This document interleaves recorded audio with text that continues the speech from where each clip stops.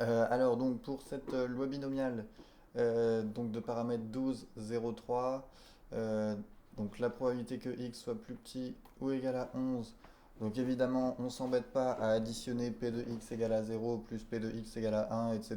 jusqu'à p de x égale à 11. On passe au contraire, donc on fait 1 moins p de x égale à 12, puisque x égale à 12 ce sera le contraire de x plus petit ou égal à 11. Euh, donc on a 1 moins 12 parmi 12. Et ensuite 0,3 puissance 12. Et ensuite 0,7, bon, puissance 0, qu'on n'est pas vraiment obligé de mettre ici.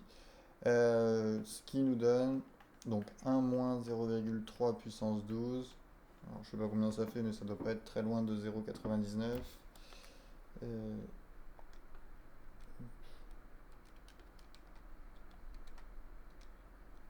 ouais, c'est très proche de 0,99. Bon, ça fait environ 1 au final. Hop. Donc on a quasiment tout le temps x plus petit que 11 quand on a comme paramètre 12 et 0,3. Alors je vois que vous étiez en train de discuter donc de cette partie A de l'activité 3. Donc dans la population d'enfants de 11 à 14 ans d'un département français, le pourcentage d'enfants ayant déjà eu une crise d'asthme dans leur vie est de 23%. Donc a priori, si tout se passe bien, on devrait avoir une proportion aux alentours de 23% un petit peu partout. Sauf qu'un médecin d'une ville de ce département est surpris du nombre important d'enfants consultants ayant des crises d'asthme et en informe les services sanitaires. Ceux-ci décident d'entreprendre une étude et d'évaluer la proportion d'enfants de 11 à 14 ans ayant déjà eu des crises d'asthme. Donc ils sélectionnent de manière aléatoire 100 jeunes de 11 à 14 ans de la ville et cette étude a dénombré 29 jeunes ayant déjà eu des crises d'asthme. À votre avis, le médecin a-t-il raison de s'inquiéter? Donc on a 29 jeunes qui ont eu une crise d'asthme sur les 100 sélectionnés dans la ville, alors que pour le département, on a un pourcentage de 23%. Voilà, alors 0,23, donc c'est pour la population du département, et donc dans la ville, enfin dans l'échantillon de, de 100 jeunes, on a donc 29%, donc une proportion de 0,29. Alors a priori, est-ce que ce 0,29, il représente beaucoup par rapport au 0,23? Est-ce qu'on doit s'inquiéter ou pas?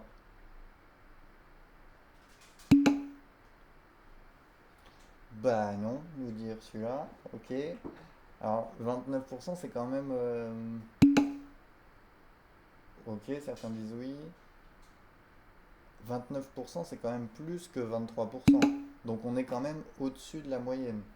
Euh, alors évidemment, on s'inquiète pas quand on a des résultats comme ça. On s'inquiète pas tout de suite dès qu'on a des résultats un petit peu au-dessus de la moyenne. Maintenant, 29%, c'est vrai que ça a l'air d'être beaucoup quand même par rapport à 23%. Alors, est-ce que vous vous souvenez de la manière dont vous y prenez, que vous y preniez euh, pour, euh, pour répondre à ce genre de problème en seconde ou en première?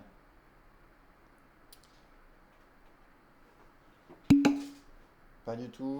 Ok, ok.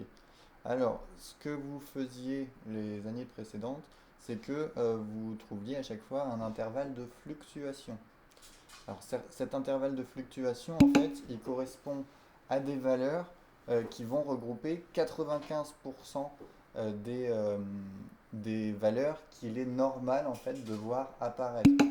Par exemple, peut-être qu'on va avoir un intervalle qui va nous dire que si on a des valeurs entre 12% et 33%, bah, ces valeurs-là, en fait, elles sont normales. Donc il n'y aurait pas de raison de s'inquiéter. Par contre, si on est en dehors, bah, ça correspond aux valeurs extrêmes pour lesquelles donc il faudrait s'inquiéter. Alors, voilà, ce A sur N, B sur N, alors vous en avez vu plusieurs normalement au cours de votre scolarité. Quand vous étiez en seconde, celui que vous avez vu en seconde, c'est le 1 moins, non pas 1, le f moins 1 sur, non pardon pas f non plus, p moins 1 sur racine de n, p plus 1 sur racine de n, avec donc p, c'est la proportion dans la population globale, donc ce serait 0,23, et le n, c'est la taille de notre échantillon, donc là ce serait 100. Et après, on regarde si notre fréquence de 0,29, si elle est dedans ou pas. Alors, je vais mettre quand même que c'est les intervalles de fluctuation, ou intervalle asymptotique de fluctuation, on dit souvent. Hop.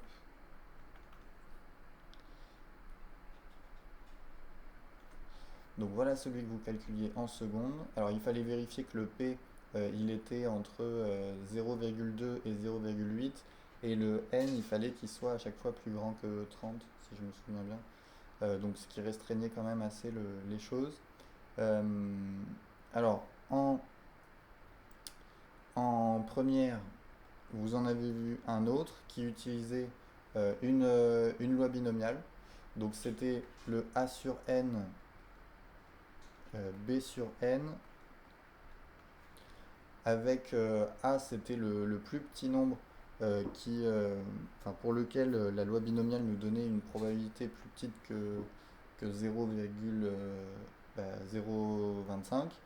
Et le B, c'était la même chose, mais avec 0,975. Donc pour avoir 95% au milieu, donc on avait une loi binomiale de paramètres 100 et 0,23. Bon, je passe un petit peu les détails, puisque nous, donc, on va en voir un nouveau. Alors par contre, celui-ci, je vous expliquerai pas en détail pourquoi on a celui-ci. Bon, il est a priori plus précis que les autres. Mais bon, de toute façon, enfin là, en première, on vous expliquait d'où il venait, mais par contre, en seconde, on vous expliquait pas. Et celui-ci, on vous explique pas vraiment non plus. Donc, bon, c'est juste finalement une formule à appliquer. Et donc, cette formule, ce sera P moins 1,96 racine de P 1 moins P sur racine de N. Donc, il ressemble beaucoup à celui de seconde, sauf qu'on a remplacé le 1 par 1,96 racine de P 1 moins P. Et donc, la même chose de l'autre côté, sauf qu'au lieu d'un moins, on met un plus.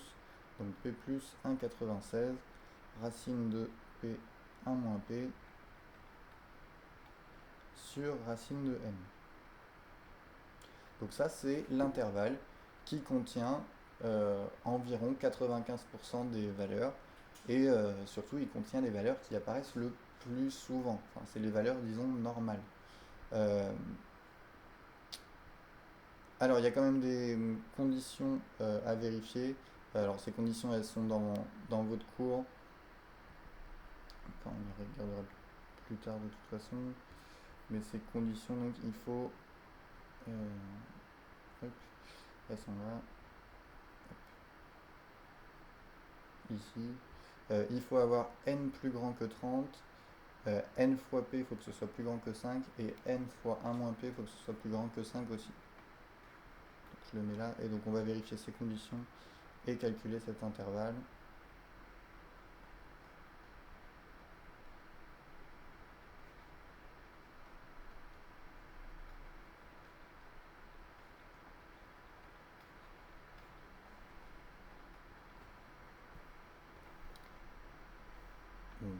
Vous pouvez l'appeler I, cet intervalle. Et donc après, on regardera si notre fréquence de 0,29, si elle est bien dans cet intervalle ou pas. Alors le n, donc c'est la taille de notre échantillon. Donc ici, on a un échantillon de taille 100, donc c'est bien plus grand que 30.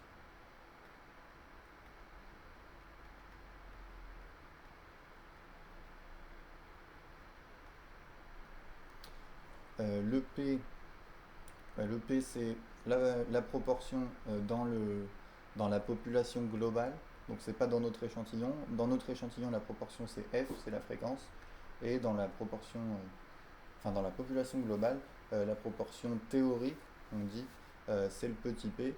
Et donc là, la proportion théorique qu'on aimerait avoir en fait dans notre échantillon, c'est donc les 23%, donc 0,23. Donc on a n fois p qui vaut 100 fois 0,23,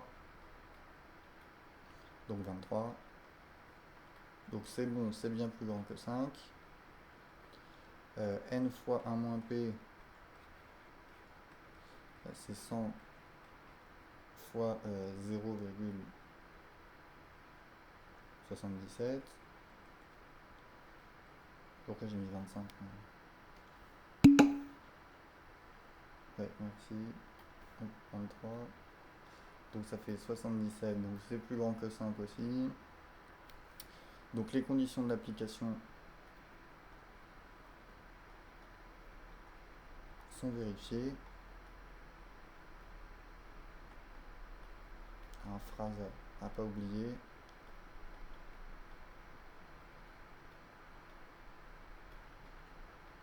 Donc il faut les vérifier à chaque fois, ces conditions, puisque en fait si elles ne sont pas vérifiées, par exemple si n est plus petit que 30, en fait on estime que l'échantillon est trop petit pour pouvoir avoir des conclusions satisfaisantes.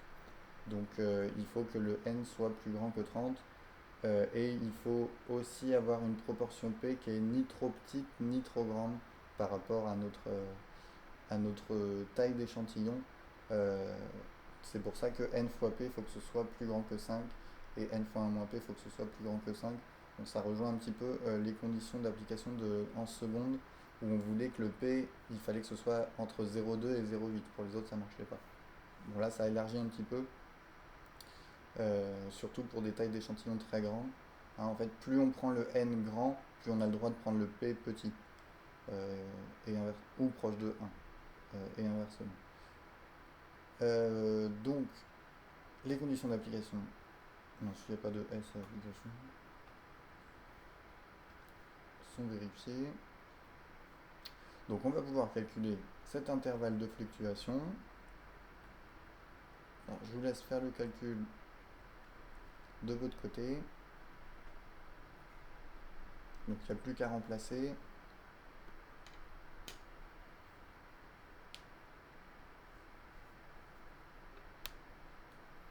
Donc 0,23 moins 1,96.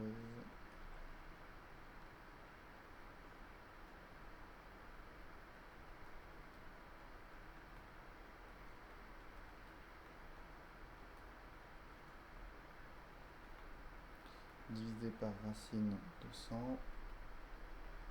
Et ensuite la même chose avec un plus.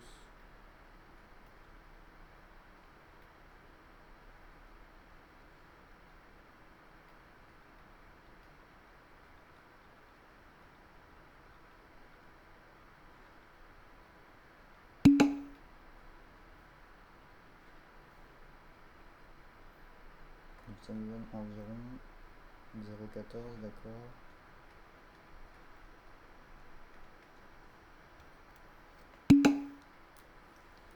Et 0,31, ok, merci.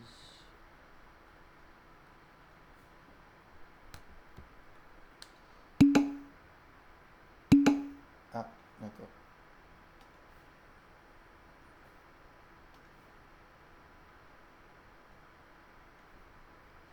Et donc maintenant, on va pouvoir faire ce qu'on appelle prendre une décision. Donc avec notre fréquence, on regarde si elle fait bien partie des valeurs qu'il est normal d'obtenir euh, pour un échantillon de taille 100. Donc ici F, donc 29 sur 100. Donc ça appartient, enfin c'est égal à 0,29 déjà. Ça appartient bien à notre intervalle de fluctuation. Donc, non, en fait, il n'y a pas de raison de s'inquiéter. Le 0,29, c'est une valeur qu'on aurait pu obtenir par l'effet du hasard en fait. Et comme c'est possible de l'obtenir par l'effet du hasard dans 95% des cas, on va dire, eh ben on n'a pas de raison de s'inquiéter. Il n'y a pas a priori de facteur euh, extérieur qui expliquerait qu'on ait une valeur plus grande que la moyenne. Donc, il n'y a pas de raison de s'inquiéter.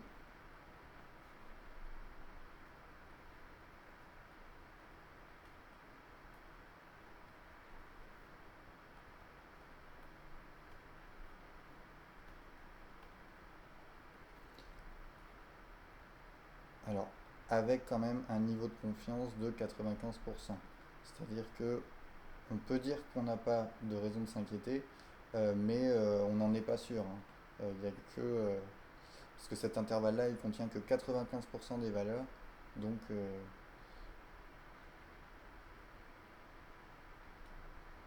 on n'est pas sûr à 100% quand même. Ça permet pas de prendre enfin, d'affirmer quelque chose à 100%.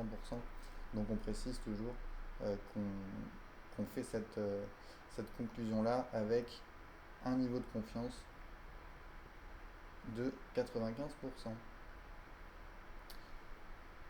Donc le principe reste le même que les années précédentes. Il y a juste la formule pour avoir l'intervalle de fluctuation qui est un petit peu différent. Ok, ça vous rappelle des souvenirs, c'est bon? Donc voilà pour cette partie A.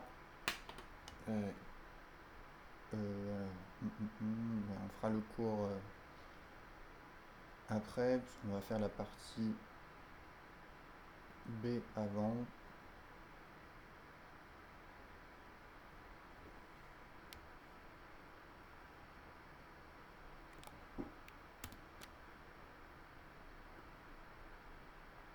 Qui ressemble un petit peu. Enfin, en tout cas, pour le principe.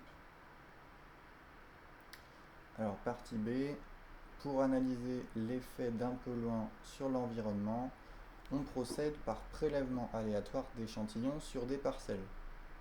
Donc des parcelles agricoles, en gros on prend un petit peu de terre dans les champs et on regarde si ces échantillons de terre sont pollués ou pas. Alors on tire un échantillon de taille 100 et on constate que 11 parcelles présentent des traces de polluants.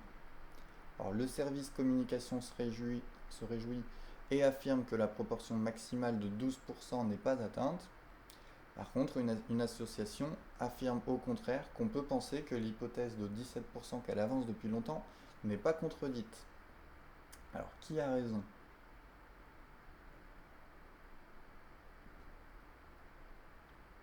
Est-ce que c'est le service communication qui, lui, pour lui, donc la proportion dépasse pas les 12%, ou est-ce que c'est l'association qui dit qu'on peut penser que on a finalement 17% de,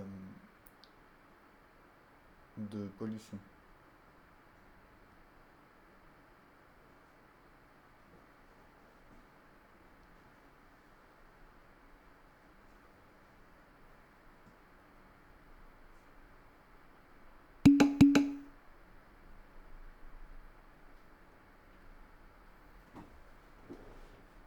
Ok, donc selon vous, comme donc on a constaté donc sur l'échantillon, on a eu donc 11% de parcelles euh, polluées, donc a priori la proportion maximale de 12% n'est pas atteinte, hein. Bon, sauf que les, euh, les 11% qui sont là, c'est juste dans un échantillon de taille 100, mais si ça se trouve, dans cet échantillon, bah, la sélection a peut-être fait qu'on a pris beaucoup de parcelles qui étaient non polluées. Peut-être que s'il y a, je sais pas, s'il y a 5000 parcelles, bah, peut-être qu'il y en a, peut-être qu'il y en a 13% par exemple. Alors le maximal, c'est juste, il doit y avoir peut-être des règles euh, gouvernementales qui disent qu'il ne faut pas que ça dépasse 12%. C'est de ça que vient l'histoire du maximal ici. Mais donc, est-ce que le fait qu'on ait trouvé 11% de parcelles polluées dans notre échantillon de taille 100, est-ce que ça veut forcément dire qu'on aura moins de 12% sur toutes les parcelles de la région? Voilà, non, a priori, c'est quand même des nombres proches, donc c'est pas, ça nous permet pas de conclure en tout cas. Mais ce qui va nous permettre de conclure, bah, c'est de calculer ce qu'on appelle un intervalle de confiance. Alors ça ressemble beaucoup à l'intervalle de fluctuation, puisque c'est quasiment la même formule. Mais cette fois-ci, en fait, on connaît uniquement la fréquence qu'on a pu avoir, et l'intervalle de confiance, il va nous donner un intervalle dans lequel est censée se trouver la proportion globale, la proportion P en fait. Dans la partie A, on connaissait le P, on savait que P c'était 0,23% dans la population globale, et on avait une fréquence F, on voulait voir si elle était proche de P ou pas.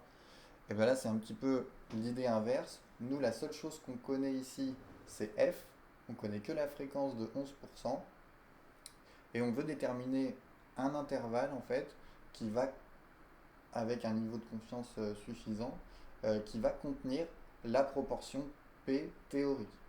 Euh, donc ici, ça va se calculer donc grâce à un intervalle.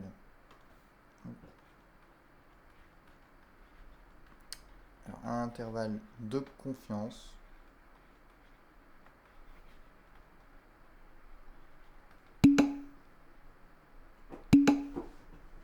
dans l'autre sens, celui-là, c'est 11 sur 100 plutôt. Donc intervalle de confiance. Alors en seconde, vous en aviez un qui était, alors, plutôt que de faire P-1 sur racine de n, P plus 1 sur racine de n, l'intervalle de confiance en fait c'était F moins 1 sur racine de n, F plus 1 sur racine de n. Puisqu'en fait, si vous avez, si vous connaissez le P, bah, votre intervalle de confiance en fait, il vous dit que la fréquence F, bah, c'est entre ici et ici, en gros, avec une distance de 1 sur racine de n de chaque côté. Enfin, ça c'était pour l'intervalle en secondes. Donc c'est normal d'avoir des fréquences pas trop loin du P, mais en fait, si enfin, le fait que la fréquence soit pas très loin du P, et ben, si vous connaissez votre fréquence f, bah, vous savez que le P, bah, il va être lui aussi dans un intervalle proche de f, avec finalement la même distance. Donc, vous n'êtes pas obligé de faire ça, hein.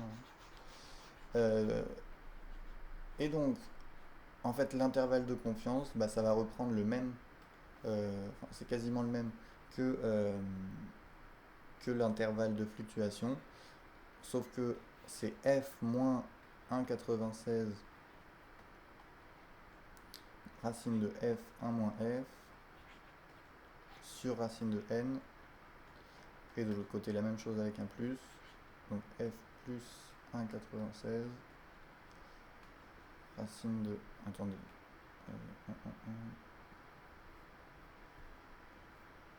j'ai peur de vous raconter ah oui non, pardon, non, c'est pas ça, oubliez celui-là, je me suis trompé, c'est pas celui-là qu'on vous donne en fait en terminale. Hop. Celui de terminale en fait c'est le même qu'en seconde. Hop. Donc celui de terminale c'est f moins 1 sur racine de n, f plus 1 sur racine de n. Hop. Un petit peu plus simple en fait. Donc ça c'est l'intervalle de confiance. Alors les conditions à vérifier, par contre c'est les mêmes. Donc c'est si n est plus grand ou égal à 30, n fois f, il faut que ce soit plus grand que 5, et n fois 1 moins f, il faut que ce soit plus grand que 5 aussi. Donc ici, donc on a n égale à 100, puisqu'on a pris un échantillon avec 100 parcelles, donc plus grand que 30. Notre f, donc c'est 11 sur 100, donc 0,11. Donc on a n fois f qui est égal à 100 fois 0,11. Donc ça nous fait 11, donc c'est bien plus grand que 5. Et n fois 1 moins f, ça nous fait donc 100 fois 0,89. Ça nous fait 89, donc c'est plus grand que 5. Donc là encore, les conditions d'application sont vérifiées.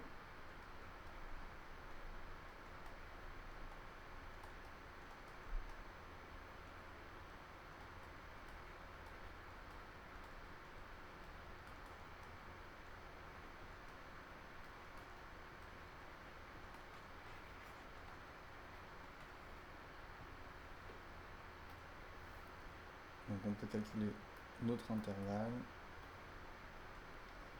Donc 0,11 moins 1 sur racine de 100. 0,11 plus 1 sur racine de 100. Voilà, 0,01 et 0,21. Ok. Voilà, il n'y aura même pas besoin de prendre la calculatrice, hein. Puisque racine de 100 ça fait 10, donc 1 sur 10 ça fait 0,1. Donc on a 0,11 moins 0,1 et 0,11 plus 0,1. Donc en fait cet intervalle il nous dit que quand on a un échantillon de taille 100, donc si on a trouvé une fréquence f de 0,11, bah la proportion P, donc la vraie proportion si on veut, en tout cas la proportion globale, elle peut se trouver quelque part entre 0,01 et 0,21. Mais on peut pas en dire plus, hein. Donc, on a 95% de chance en fait que ce soit entre les deux. C'est toujours un intervalle à 95%. Donc c'est possible qu'elle soit à l'extérieur, mais avec une probabilité de 0,05 seulement. Donc, maintenant qu'on sait que notre vraie proportion, finalement, elle est entre 0,1 et 0,21. Qu'est-ce qu'on peut dire donc des affirmations du service communication et de l'association? Donc le service communication se réjouit et affirme que la proportion maximale de 12% n'est pas atteinte. Est-ce que c'est vrai ou est-ce que c'est faux? Est-ce qu'on peut affirmer que le 12% n'est pas atteint?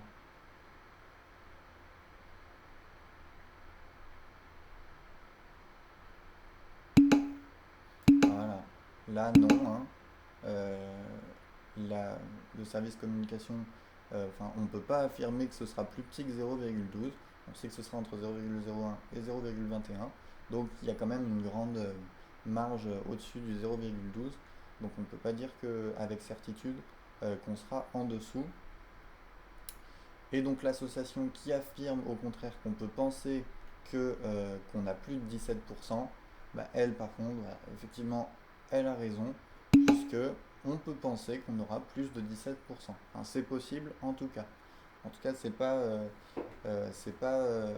cette hypothèse est pas contredite, hein. Donc c'est l'association qui a raison.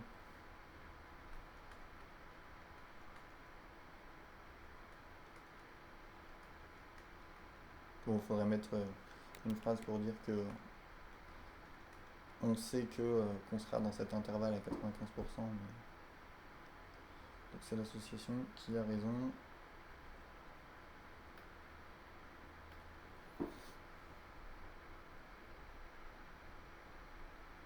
Voilà.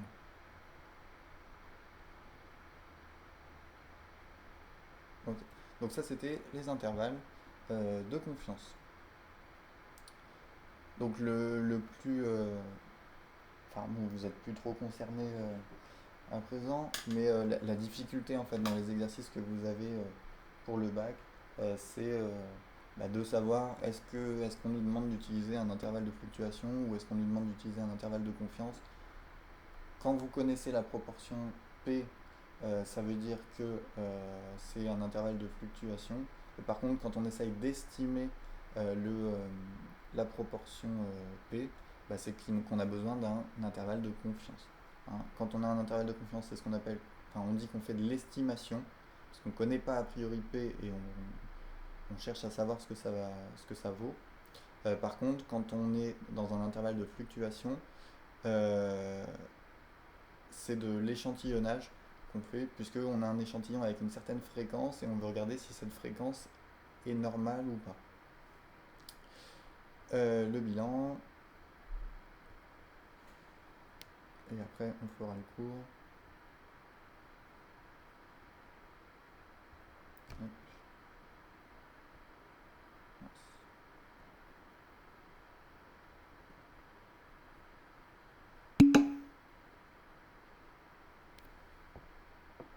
Hop, ah non, on n'aura pas le temps pour le cours. C'est pas grave. Donc plus un échantillon est grand, plus la fréquence observée a de chances de se rapprocher de la proportion théorique. Hein, plus on prend, en fait, oui, il faut peut-être que j'en parle un petit peu de ça quand même. Le n, en fait, plus il est grand, donc là, on avait, par exemple, dans la première partie, on avait un échantillon de taille 100. Si on avait pris, par exemple, un échantillon de taille 1000, si on avait interrogé 1000 jeunes à la place, on aurait eu un intervalle de fluctuation qui serait plus réduit. Donc la fréquence, elle est censée être plus proche de notre proportion P.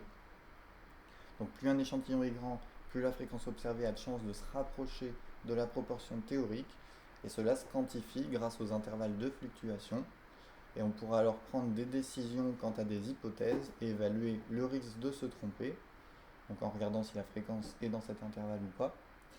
Et aussi, grâce aux intervalles de confiance, on pourra estimer des probabilités. Cela est utile lorsqu'une probabilité ne peut pas être déterminée facilement par un calcul. Donc quand on ne connaît pas la probabilité P et qu'on n'a pas de moyen a priori de la calculer, là on n'a pas une loi pour déterminer combien de parcelles sont polluées. Donc on fait de l'estimation avec un intervalle de confiance.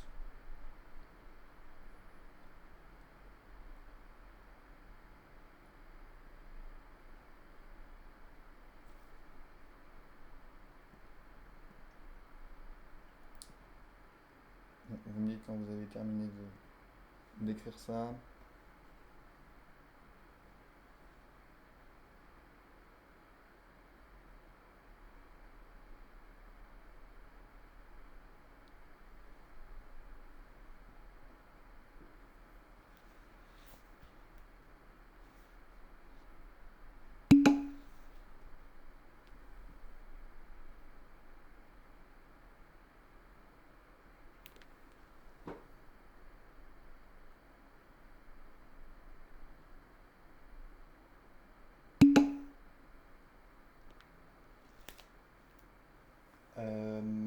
Donc quand finalement ils te donnent une fréquence, c'est ça? Quand ils ont fait une étude et qu'ils ont trouvé une certaine fréquence, bah, ça peut marcher dans les deux en fait. Tu peux avoir tu peux avoir une proportion que tu connais et donc tu as un échantillon, tu veux savoir si c'est normal ou pas. Donc tu calcules ta fréquence aussi, mais tu regardes s'il est proche de ta proportion P, ou alors tu as un échantillon, donc tu as une fréquence, mais tu connais pas a priori ta proportion P, et donc tu fais un intervalle de confiance pour essayer d'estimer ta proportion P. Mais quand il y a un pourcentage dans une certaine étude, bah, ça peut à la fois être de l'échantillonnage ou de l'estimation. Ça peut, euh, ça peut marcher pour les deux quand même. Enfin, suivant le contexte.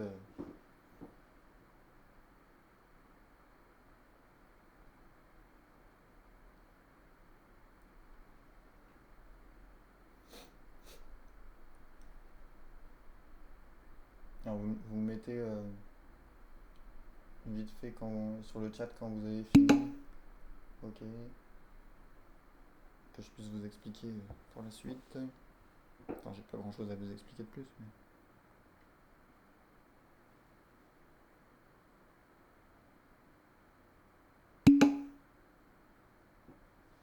Ok,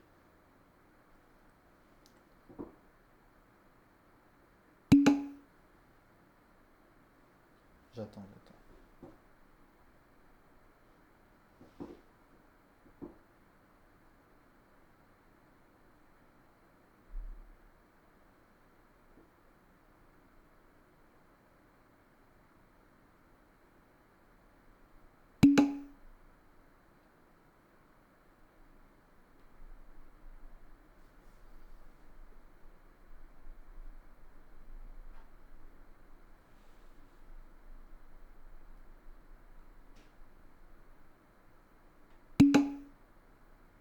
Ok. Non, mais ça fait rien, t'inquiète pas, ça va.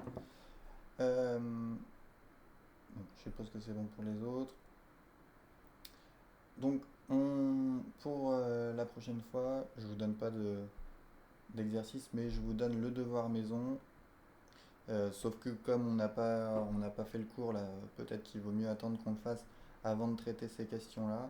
Donc le devoir maison, je vous dis juste ce que vous allez pouvoir faire et ce que vous ne pourrez pas faire.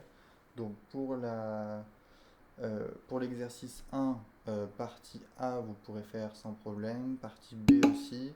Par contre, pour la partie C, ce sera de l'échantillonnage là, donc, ou de l'estimation. Mais donc attendez peut-être quand même qu'on ait fait le cours pour y répondre. Oh, bien que, remarque, ça vous demande juste de déterminer un intervalle de confiance au niveau de 95%. Donc ça ira. Ce sera pour la semaine prochaine, bah, ce sera pour le jeudi de la semaine prochaine, a priori. Ensuite, alors pour l'exercice 2, vous pouvez pas faire la partie B. Et pour l'exercice 3, oui, ça doit être le 28, oui. Enfin, le jeudi de la semaine prochaine, quoi. Et pour l'exercice 3, alors, ça vous pouvez faire. Ouais, l'exercice 3, vous pouvez pas faire question 2 et question 3 là, donc peut-être attendez un petit peu avant de faire l'exercice 3. Mais en tout cas, les précédents, vous pouvez sans problème. Bon, c'est vrai que ça vous en fait pas beaucoup finalement. Mais donc, on fera le cours de toute façon que la semaine prochaine, puisque jeudi c'est férié, donc on fait pas cours. Bah, c'est plutôt avec la fin du cours. Enfin, oui, ce que j'ai. Alors, partie A, partie B et partie A ici de l'exercice 2, ça vous pouvez le faire, euh, c'est avec ce qu'on a vu avec les probabilités avant. Hein, loi normale, loi binomiale, tout ça. Par contre, donc partie C de l'exercice 1, partie B de l'exercice 2 et question 2 et 3 de l'exercice 3, ça par contre, vous aurez besoin de la partie du cours qu'on n'a pas encore faite et qui est à la fin là. Bon, vous avez les formules de toute façon ici pour l'intervalle de confiance et pour l'intervalle de fluctuation donc, qui est ici. Vous pouvez toujours vous avancer dessus si vous voulez, hein, si vous avez bien compris. Enfin, de toute façon, il faut faire ce qu'on a fait là aujourd'hui dans l'activité. Donc si vous avez bien compris, vous pouvez le faire sans problème.